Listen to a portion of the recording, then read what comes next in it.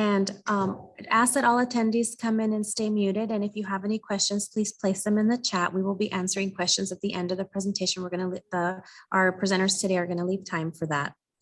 It's my pleasure to introduce you to your presenters. Super excited. Data tool highlighting racial disparities in financial aid completion, a research-driven framework to increase access to financial aid, presented by Denise Castro, Superintendent Michael McCormick, and Assistant Superintendent Mr. Mark Lenore. Welcome and thank you. Good morning, everybody. My name is Mike McCormick, Superintendent of the Val Verde Unified School District, and just happy to be here. I've been in the district here in Val Verde for, 25 years. And we, in our Board of Education, I think we were the first in the state to have FAFSA CATA completion as a graduation requirement back in 2017. So super excited to be here. Denise, I'll turn it over to you.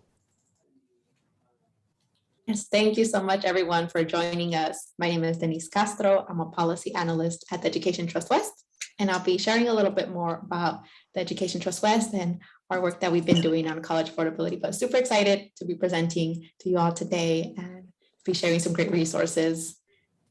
All right, let's get started.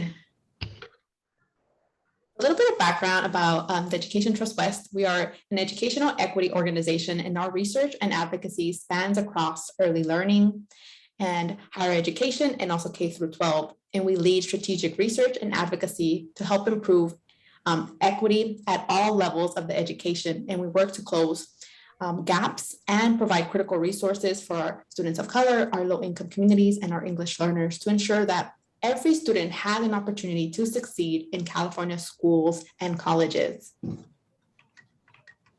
And for decades, the Education Trust West advocated for a statewide policy to ensure that every high school senior submits and completes a financial aid application in California and also receives that support that they need on their way to college, because California state colleges and universities are known to open the door to a brighter and more prosperous future for our students. And we know that access to financial aid is a critical step, especially for our low-income students, our students of color, and who wish to pursue a college education.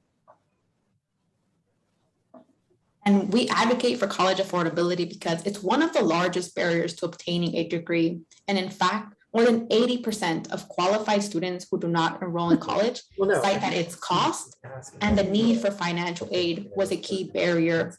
And yet, many students never applied for aid.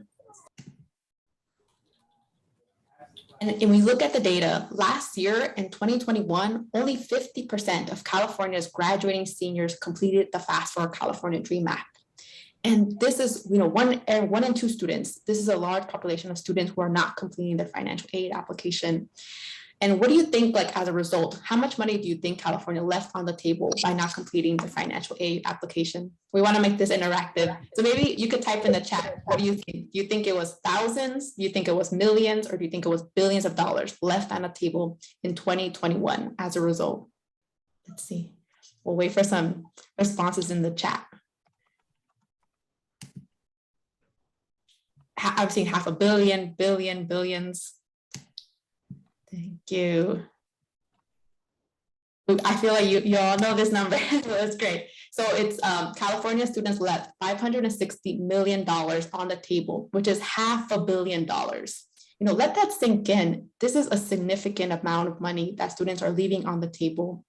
And in fact, if we look at this distribution, California ranks #1 across the states in leaving the most Pell Grant dollars on the table by not completing their financial aid.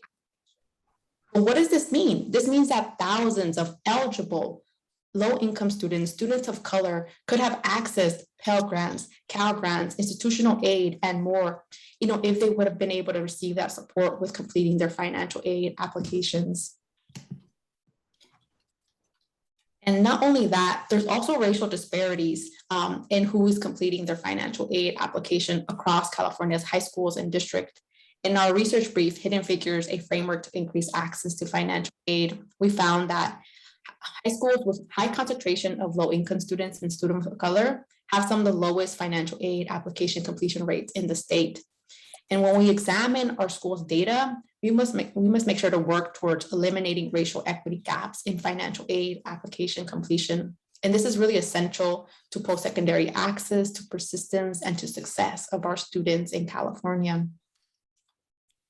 And the Education Trust West, we developed a data tool, which is the first of its kind to share data on financial aid application completion and is disaggregated by race and ethnicity. And this tool is intended to help with local decision makers to understand what are the racial disparities in your high school or in your district, and hope to equip local leaders with the resources to take action in closing some of these racial equity gaps in financial aid application completion. The data tool, this is a preview of the data tool, and we'll jump in the data tool right after, but I'll just briefly talk about the data tool. It combines 2018 and 2019 California Department of Education enrollment data for 12th graders at each high school with the California Student Aid Commission data of 2018 and 2019 FAFSA completion data by race. And the data is presented in raw numbers. So it has the FAFSA application completed by students in racial and ethnic groups. And then I'll walk us how to navigate the data tool. You can use the school filter signaled in the right-hand side with the blue arrow, and you can filter by school, and you can also filter by district to see all the schools in that district.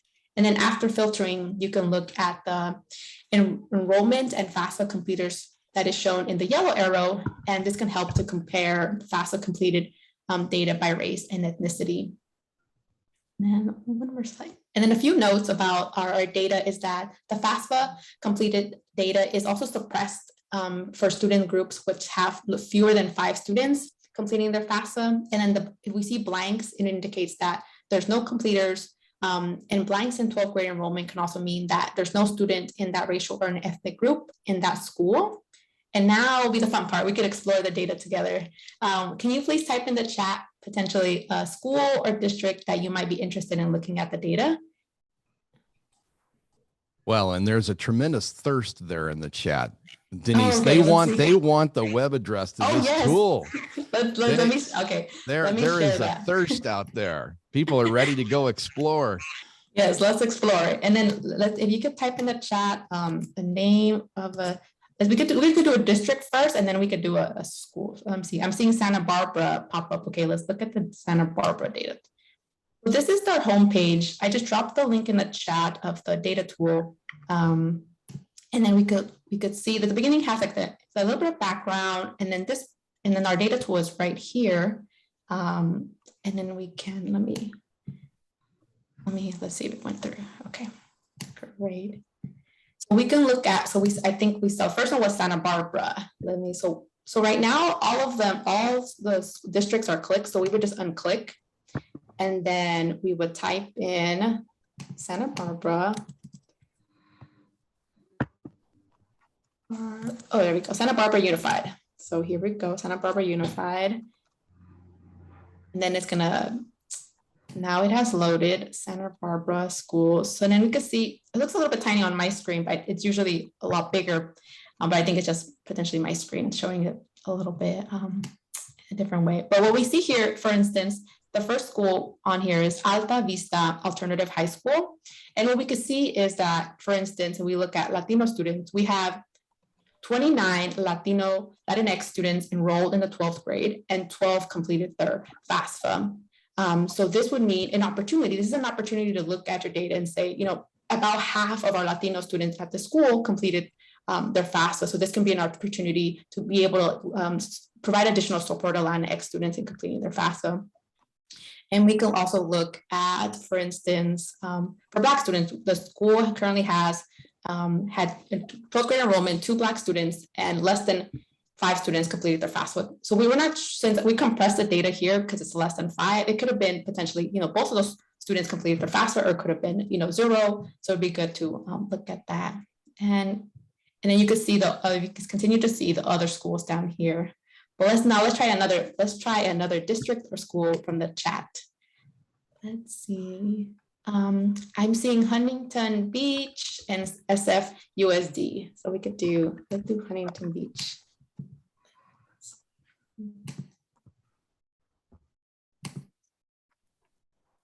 let me click and then, oh, there you go, popped up.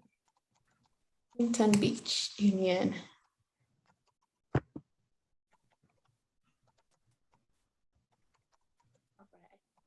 Go through. Oh no, let me try one more time. It might be my capacity of my, oh, there you go.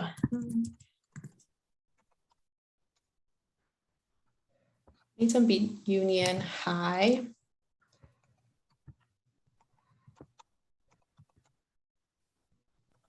And then now it'll filter. And the first one that's popping up here is Huntington Beach. We can look at Coast High. Coast High, it has, so what it's showing here is that there's 2 Filipino students in the school at 12th grade enrollment. There's a blank here, so it meaning that this data, we didn't have access to this data, so it could have been that there's potentially no Filipino students who completed their FAFSA. And what we see here for Latinx students is that 35 Latino students were enrolled in the 12th grade, but only 8 completed their FAFSA. So this is a big disparity here that can be, really looking into this data and seeing, how can we better support our students by race and ethnicity, thinking about take that into consideration and making sure that we're serving our students and providing the resources. But it can also highlight, it could be a school that we're doing really well. And then we can see across all racial and ethnic groups that, it could be 100% for each. But we hope that you found this data tool. We could do maybe one more. I'm seeing Oakland Unified. That's the one that just popped up right now. And then we'll do one more. And I hope you're also exploring it on your own right now. I'm sure. While I have you. Yeah, Okay, so I'm not coughing because of my cold. I'm coughing because I just did a pistachio. sick of this place. Right. So do we? Well, I think someone is on. Do we need to talk to Rebecca first about next Friday, or we are doing it for all? Oh, I think there's I don't someone. know how we just do it for staff only. Right, it's awkward. Super awkward. Oh, there we go. All right, so here we are with Oakland Unified. With Oakland Unified, we're seeing, let me scroll down. I don't know, it's looking really tiny on my screen. Maybe this one will help a little bit bigger. So this is the, if you clicked on the Tableau profile, this is where the data might look a little bit bigger. Oh yeah, here we go. It looks a lot better. The one we were looking at was Oakland. This will be the last one we look at together as a group.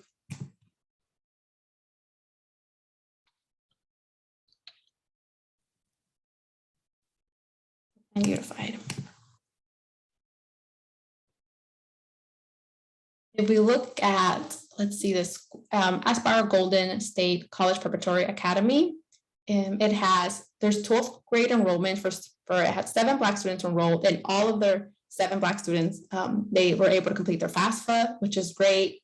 And then we see a similar trend with Latino students, 57 Latino students enrolled in 12th grade and 53 completed their FAFSA. So this is a really great bright spot example that when you're looking at your data by race and ethnicity, and you can see where you currently land. But we hope you found this as a great tool. Let me go back to our presentation. Okay, perfect. And let's continue on. And we also want to take some time to recognize the years of advocacy from students, families, and educators who advocated for California's 21 and 2022 state budget and AB 469, because it will help to ensure that LEAs ensure that every high school senior completes a financial aid application. And this will begin in the 2022 and 2023 academic school year. So beginning in this August, it's going to be a significant opportunity for LEAs to begin supporting students and receiving support with financial aid, and also equipping them to learn about that college is an opportunity for them that they can pursue. And for me, I'm also a huge fan of friendly competition. I know yesterday during our race to submit awards, it was really great because I love competition. So it's always really nice to see all of our winners. For me, this I would love to see, California LEAs reach 100% financial aid application completion. And this would be, an enormous significant opportunity for us to strive to be able to reach this goal.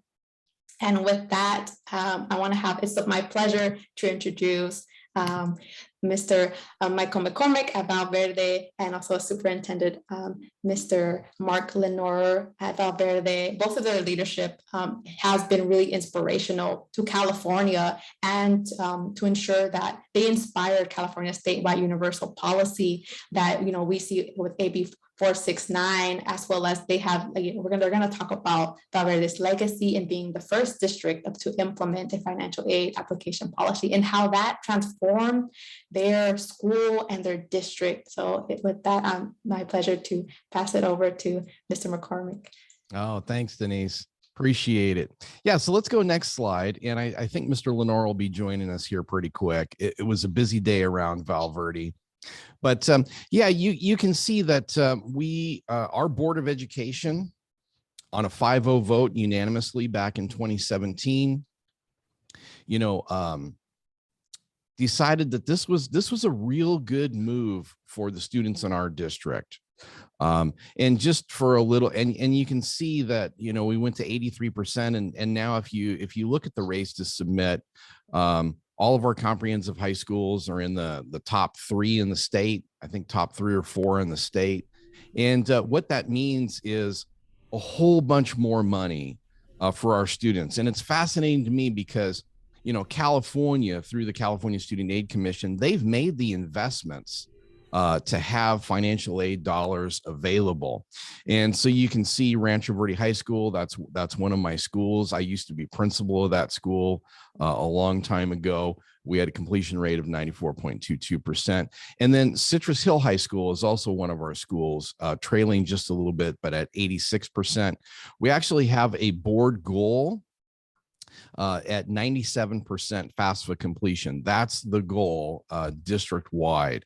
And I think it's important, we want the top to enable the work and pave the way for the work. And so I think boards of education, cabinets, superintendents, their voice is super powerful in this because it helps set the vision and set direction, for the entire school district. Let's go next slide, Denise. And then this is our other comprehensive high school that we have in the district, and they came in at 87.75. And again, this is just great for our students because the money is there, and we want to make sure that our Valverde students are getting a portion of those dollars that are available for free money for college for them. Next slide. And so, one of the things that we think about, and of course we've got, pandemic, of course, had an impact on all of us, but you can see the type of growth we had in our college going rate. And this is fall immediately after high school. So 2019 was our peak, 65% of our students going on to post-secondary education. And this data is made available through Student Tracker, which is not an inside data source. That's outside. So that's the National Student Clearinghouse. Obviously, we're very proud of this because it shows that our students are moving on. And maybe I should give you just a little bit of context. So Valverde Unified, we are Southern California Inland Empire. almost 85% of our students participate in the National School Lunch Program, so free lunch for 84% of our kids. We're about 78% Hispanic, around 14% African American. A fifth of our students are learning English as a second language. So just for context, if you kind of have similar demographics in the community that you're serving, this initiative would make fantastic sense for you. For us in the community that we serve, many of our scholars will be first generation college going, and that's what we love to see. Next slide. Let's see. Okay, and our 5-year graduation rate. So again, we're pretty proud of this. You can see that there's not a tremendous amount of disparity between our student groups. And so we think that if you are a school district who's thinking about graduation rates and what does that look like for you, rather than tackling graduation rates, if you tackle something like FAFSA completion as an initiative, a byproduct of FAFSA completion, this is what we've seen in our district, is that your graduation rates are going to go up, your A through G rates are going to go up. And this is not an anomaly. I mean, this is we've been seeing this for many years now in our graduation rates. So we're excited about this. We're not yet satisfied, but we're excited about it. Next slide, Denise.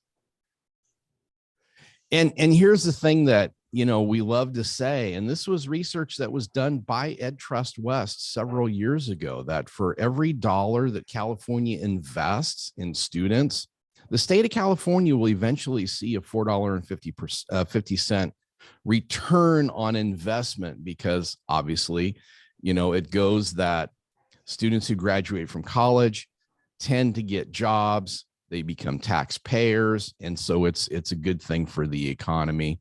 Not to mention the other, side of the coin, I guess, is that you have people that are fully participating, and chances are they're not needing social services, support. So this is a really positive thing to kind of grow the economic vitality within maybe the region that you serve. Next slide. So what are the keys to success? I mean, I think it's got to be like, one of the first things we heard about was the counselors immediately raised their hand and said, you know what, our plate is full. We can't do this by ourselves. And so what we did is kind of got together and we met with other groups and said, okay, how can we make this a district-wide initiative? Where can our site and district level administrators pitch in and lend a hand? Where can our teachers pitch in and lend a hand? And so it really became a whole district initiative, not just resting on the backs of the counselors. And I think that's one of the things that's made this so important. So let's go next slide, Denise. So this is something that we put together that might be helpful for you.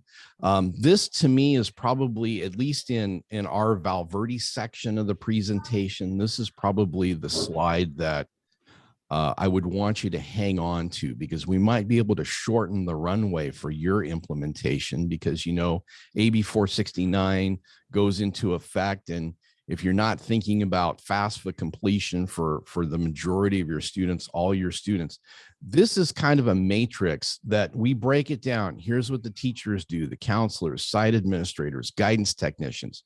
How about your ASBs? Our associated student bodies have been fantastic about promoting and recognizing and even funding. And here's one of the things, we even promote early FAFSA completion in the district. And for students who get that done early, this is something that doesn't cost us, it's $0, but it's really motivational for the students.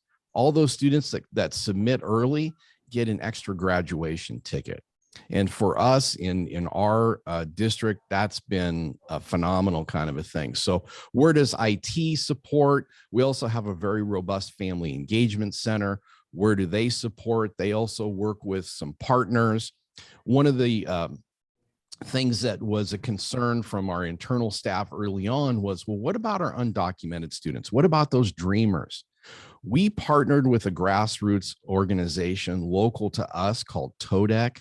They've been around for 30 years, and they're really working with our community on legal services for undocumented families in the area. And so TODEC became the trusted voice that encouraged our dreamer students to complete and really try to shoot for getting that that California Dream Act application presented. So I think, you know, local context matters is what I would say the most. And so kind of think about your faith-based communities, your grassroots organizations. How can you partner with them to assist in this initiative? And you can see some of the things that we've done there, even working with our local community college, Moreno Valley College. And so it's kind of been a whole system support.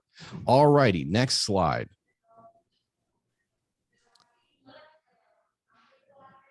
Okay. And so, Mr. Lenore, welcome. How are you? We're doing good, doing good. I Right know you on. mentioned the community college, but we also have their community college counselors that will come down and actually help us push FAFSA. So you did a pretty good job covering the internal and some of the external partners we have in all of this. You know, so you can kind of see that this is not just our counselors doing this work. You know, we have our teachers in there doing the work. Our government and econ teachers are helping our kids with this process as well. So, you know, if you're looking at this from a systemic approach, the system, each layer should support the other layer. And that's what this is all about. How can we do this with existing resources in the existing time frame that we have in the midst of everything else that we're doing, so that we're all working together as a unit? And I got to tell you, you know, at first, when we first started getting the wheels turning on this, we had to do some convincing. Now, what we have to do is just stay out of the way. These guys are doing it. They love it, and they feel it makes a difference in the lives of our kids, and it does. And so, I can't say enough about this process.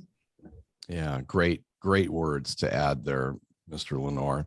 Yeah, I think, you know, success begets success, and once the entire organization, you know, be it the district, starts to see those race to submit numbers increasing on the race to submit dashboard, you know, that reinforces that something good is happening, and it's like success begets success. So let's go next slide. And I think, Denise, as we turning it back over to you. Yes, and then I'll be asking you both some questions related to some of the best practices. Right Well, thank you both. So we wanted to share as a next step some best practices that LEAs can implement as California thinks about and begins to implement the universal financial aid application completion. At the Education Trust West, we conducted research in collaboration with Valverde, Unify, as well as CSAC, to learn more about leading strategies.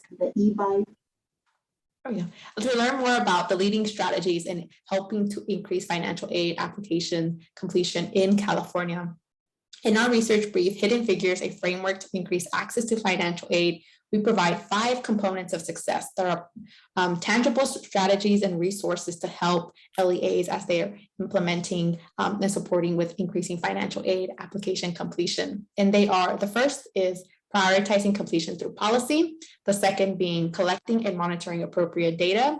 The third, establishing and maintaining strong partnerships. The fourth, building relationships and trust. And the fifth is programming with students at the center. And we're going to be talking a little bit more about what does this mean and what does it look like. And Valverde Unified are going to be providing some examples. Next slide.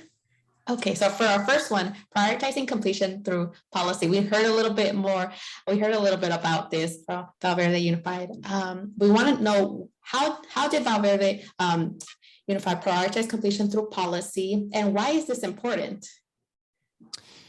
Yeah, I think, Mark, I'll jump in there, and then you know, you can take over. But I think policy, you know, for local school districts, the Board of Education or the trustees are the ones that are setting local policy. And so to kind of lead with policy felt a little funny for me as a practitioner, but I think it really did make the difference, because again, the board, you know, set the vision that this was a priority for the district, and a real equity move, by the way. So I think that was very powerful. And then we just kind of skyrocketed and frankly partnered with Ed Trust West, which was a beautiful relationship because Ed Trust West was really positioned to amplify our voice in the work we're doing in Valverde. And so some of that local work then, wound up being used as a proof of concept for other school districts around the state. And really helped to inform policy, I think, at the state level. So that was really good. And frankly, I was up late one night, I couldn't sleep. And this was back in 2017, early in 2017. And I emailed Mr. Lenore and said, I see that Louisiana, the entire state, just passed FAFSA completion as a graduation requirement. Mark is a take action kind of guy. So I think within 24 hours, he was on the phone to Louisiana saying, what did you do? And so, Mr. Lenore, I'll turn it over to you with that. Yeah, so basically it was actually 20 minutes. I called the Louisiana Department of Ed, spoke to the person who was spearheading the movement in the entire state, and just asked them, how are you doing this? Tell me how it works. They had an opt-out policy. They were putting everything in place. This was a 3-year process to put in place across the entire state. After that phone call, 6 weeks later, we had the policy in place in Valverde. So what did that take? Well, it took me having to do a presentation like this to the Board of Education and making sure they knew all the ins and outs. Our cabinet knew all the ins and outs. I'm listening and taking notes, but okay. I'm helping Denise and Mertice. Sorry, guys. If you could please mute yourself, we can hear your background. Thank you. Thank you. Sorry, Mr. Lenore. No worries. So making sure the board knew that this was something, and it was a little scary at first for the board because it was a graduation policy that we were proposing. What happens to the kids who don't finish? Well, they're going to have to complete this in order to graduate in Valverde. And so when we started this policy, I made sure that everyone knew that we were going to be sensitive to the needs of our kids and our families. There's some families that were concerned over, a data breach. There were some families concerned because they hadn't filed a tax return in a couple of years. There were some families that were going through divorces. What we did say is no kid will be punished for circumstances beyond their control. So the very first year we enacted this, we had 1,565 graduates and we had 11 students that opted out. And these students had legitimate reasons of opting out. During my time here in Valverde as assistant superintendent, I've received 2 phone calls from parents who weren't in agreement with the policy. And I invited them into my office, talked to them, let them know, what's happening, how it works. And if they still had concerns after that, then they could opt their student out. I had one of the parents opt them out because they were definitely afraid of data, breaching. But I also informed them that the federal government has the best encrypting software out there, period. And that we never take personal information from kids during this process. But you have to come and meet your families. You have to make sure you're educating your superiors, whether it be your board, your district cabinet, your principal, whatever it may be. This is your time to lead the leaders. And the other thing I would say is this: don't feel like you need to recreate the wheel. We have everything. Just ask us, we'll give you everything we have. We'll even give you a Word manageable document where you could take our logo off and put yours on. We can care less. We really care more about the mission behind this. We know this works. And so that's kind of what we did to kind of get the policy in place here. And I think, and Mark, there was a question for Mary Ann in the chat there. Do the government econ teachers give the financial aid training in the classrooms, or is it the counselors? And maybe talk about the FSID. Yeah, so a lot of times they'll do FSAID in the class. A lot of times they'll dedicate time for the counselor to come in and actually do a class presentation during their time. So it's a combination of several of these things. And so some of our teachers now have actually gotten more involved in the process. Some of our teachers are actually so bought into this that they're making phone calls of students that haven't got their FAFSA submitted yet. And so it's a combination of FSAID, they themselves sometimes teaching if they're versed in it, or having dedicating some of their class time to this process with the counselor coming in. Yeah, and I would say the last thing too is that, talk about our dialing for dollars routine. Yeah, so another commitment I made to the counselors was that, we are going to support you. We as district administrators will be getting involved in this process. And so we stole an idea from our neighbors in Paris Unified. They were starting something where they had all their managers helping to make calls to families where their son or daughter hadn't submitted either a DREAM Act application or a FAFSA. So I went to the event, I took pictures, I got copies of their telephone scripts that they did, and we enacted it here. We call it dialing for dollars. The very first year we did this, we made 750 calls in 2.5 hours. I had the entire management team there, assistant principals, directors, coordinators, assistant superintendents, superintendent, classified managers. We were all there making calls. Year 2, we would drop down to only 450 calls that we needed to make. And after year 2, we've never had to make any calls because now it's just part of the culture here and everybody knows what to expect. So that just gives you a brief history of the process here. And if you were to do this in your district, I would think you would see something very similar. Denise, we probably gave you more than you were hoping for there. No, that was beautiful. Thank you. Sorry both. about that. No, that's great. We love it. Let's go on to our next question for you both. Okay, so here's we're going to be presenting like this is like a quick summary about something a little bit about how to prioritize completion through policy. Similarly, a recommendation can be establishing a policy to ensure financial aid application completion as part of high school students' journey. And the second being, invest and develop in the infrastructure. Similarly, how Mr. McCormick and Mr. Lenore talked about that infrastructure to help practitioners in supporting completing their financial aid application, ensuring students are doing that. So our second question is how does Val Verde Unified collect and monitor data, and why is this important? Well, we want to keep our eye on the prize, right? We want to make sure we're maximizing the number of kids who are getting their application for FAFSA or the DREAM Act done. It's just not about submitting it. We want to make sure that we're following through, that the verification is taking place. It's actually completed, not just submitted. And we're doing that as early as we can, because if we can get those students to get these applications submitted, verified, and completed, they're more likely to make an informed choice when it comes to the college application process, because they're more likely to get their SAR report back earlier as well.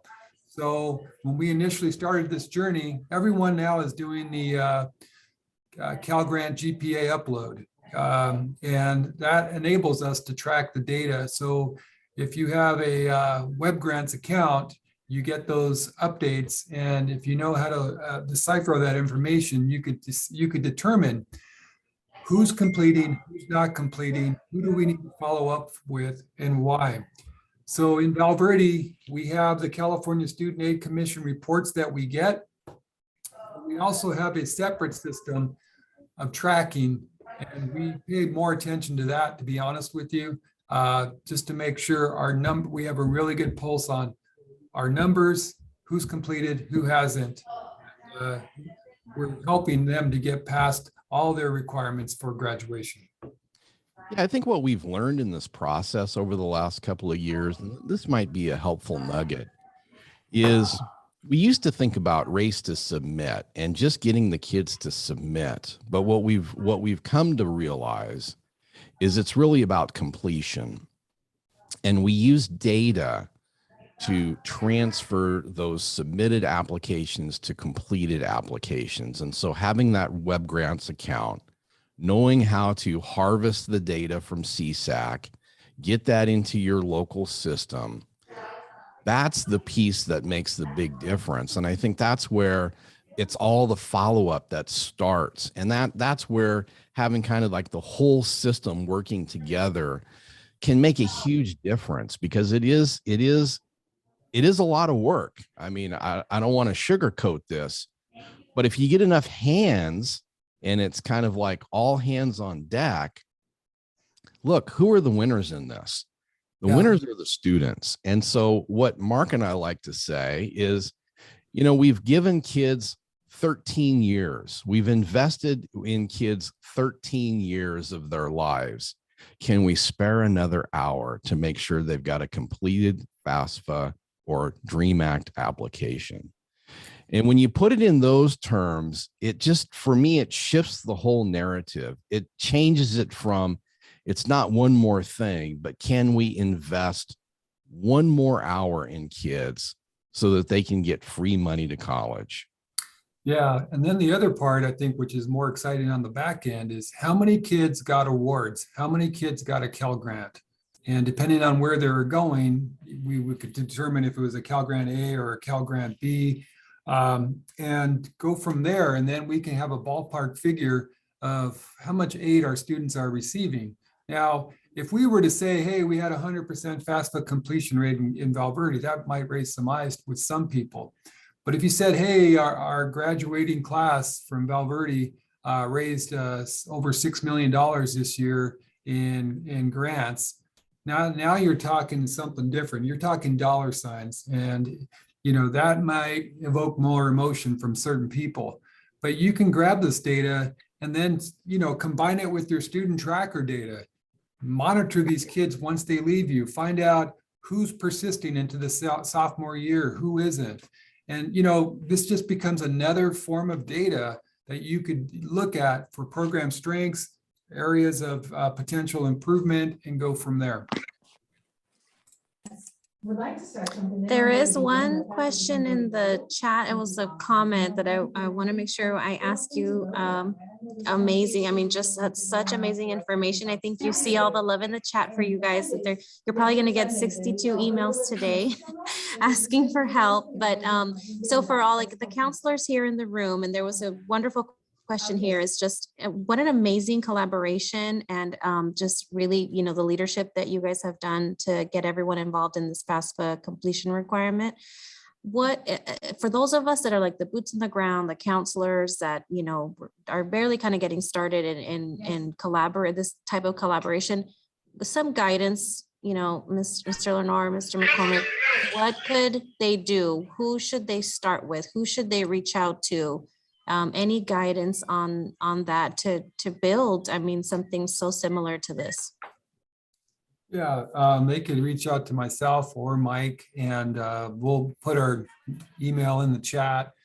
And I could send you our board policies. I could send you our opt-out information, the actual letter, and go from there. We can share PowerPoints with you, some of the research that we found through this process. And then we could actually even connect you with other counselors in our district who are the front line, and you could hear it directly from them on what this looks like and what they actually do. So by all means, yeah, the way we figure it is if we have more kids taking advantage of FAFSA, they're 120, they're anywhere from 70 to 120% more likely to enroll in college, depending on if they're first generation or coming from low income background. It's pretty exciting. Yeah, we're also willing to travel for Diet Pepsi, right, Mark? Yeah, we traveled up and down the state, going and presenting to boards of education and just explaining to them. You got to understand, there's a lot of fear with this.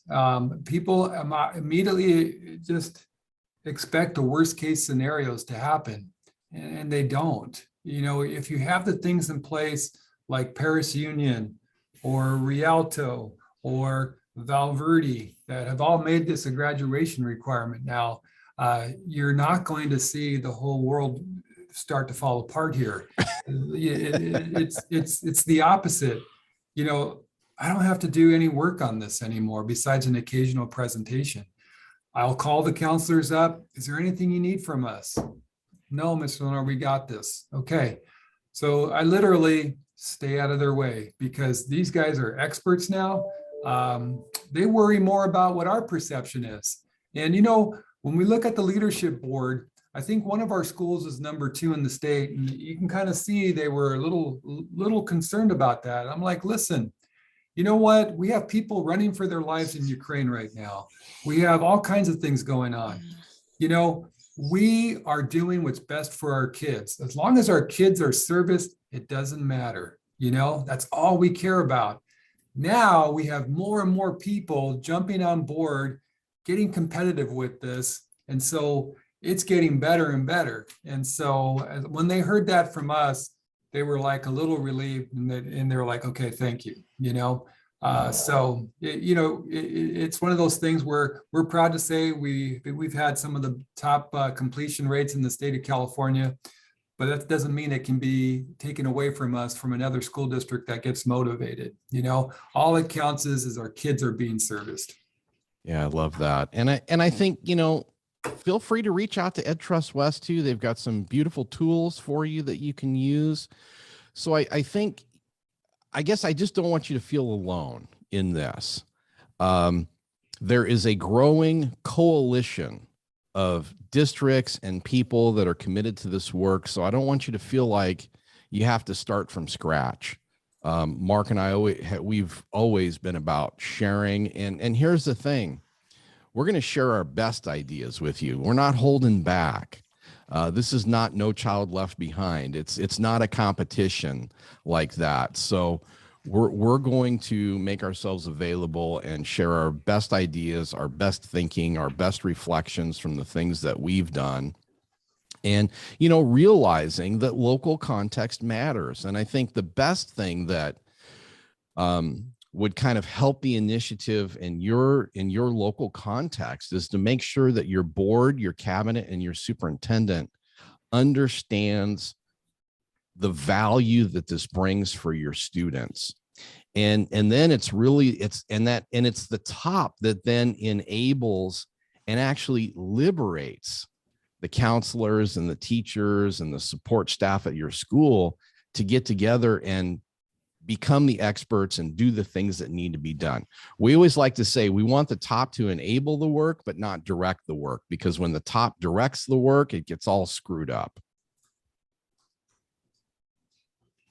Thank you so much. Maybe we might be able to transition to questions. I'm looking at the time and wanting to make sure we answer people's questions. I know a lot of them have been coming into the chat. Yes, I did have one question come in, and as you can see, I think everyone automatically put like 10 carts of Diet Pepsi in their Instacart. Right on. So this is why they're the best, and they're so willing. Yes, Jackie, totally agree with you. Just, oh my gosh, your heart so transparent and your willingness to help. One question that came in to me was, what type of training are all these? You showed a wonderful spreadsheet of all of these educators that are helping with FAFSA. Do you do district-wide training on FAFSA that's supported? What kind of rollout happens with that? Yeah, we did that early on. And one of the things that I really credit Mr. Lenore with is making investments in our counselors. We're part of a counseling network that interacts across the county in Riverside here with other counselors. And, you know, thinking back over my career, even as a middle school principal and a high school principal years ago, you know, counselors were kind of the forgotten group. We would make investments in the teachers and make investments in our instructional coaches and our assistant principals and principals. But oftentimes we weren't filling the tank and building capacity of our counselors. So I would say at least over the last 7 or 8 years, we've made some very intentional investments in our counselors. And we do a luncheon, you know, and you know, we did these little signs that said, you know, my superpower is I'm a counselor. And so I think, you know, just thinking about making those investments in the counselors by building capacity, offering training, and probably most importantly, building a network internally that flows externally, where your counselors can feel like they're part of a team. Because if you're on a high school campus, you think about like your physics teacher or sometimes your calculus teacher. There might only be one person on the campus. And same thing I think happens with counselors. You know, there might be 2 counselors or 3 or 4 or 5 counselors. And then, but when you take the counselors from all the schools in the district and put them together in a room, they definitely have the feeling that they're part of a professional learning network. And that to me is super powerful. So just kind of some systems and leadership kind of thoughts or strategy to share with you. Thank you, Mr. McCormick. I know we're almost at time. I want to make sure if there's any other questions in the chat, please feel free to ask them. Even if you think of something later on, please let us know, email us, and we will make sure to get them answered and posted in the session materials. If there are no questions, I'm going to turn it over back to our wonderful speakers. Any final thoughts, closing thoughts as we end this session today? Well, I just want to express my gratitude to Denise and the whole team there at EdTrust West. We're so grateful for your partnership and appreciate all the work that you do on behalf of California's students, Denise. So thank you. Thank you. And I want to really express huge gratitude to you both. You know, I think we're so honored to be able to work alongside you and also to be able to share today all the wonderful ideas and tools and just being a resource to everyone. We really want to say thank you. And also want to thank all of our wonderful participants who joined us today to hear our presentation. And please feel free to reach out if you have any questions. I'll screen share our emails, or I could drop them in the chat. But please, we're here for any support, and thank you. Thank you, everyone. Thank you so much to our presenters for sharing your expertise with our participants this morning. As you're getting lots of love in the chat just for being so gracious and being able to support and share all these wonderful strategies. Today's recording, along with the slide deck and any other follow-up instructional materials, will be posted on the SCED website, in addition to the CSAC website event by tomorrow. And please provide us feedback and let us know if there's anything else that you need. We hope you have a great rest of your day as you enter any breakout session number 3. Thank you so much for being here today. Have a wonderful week. Thank you.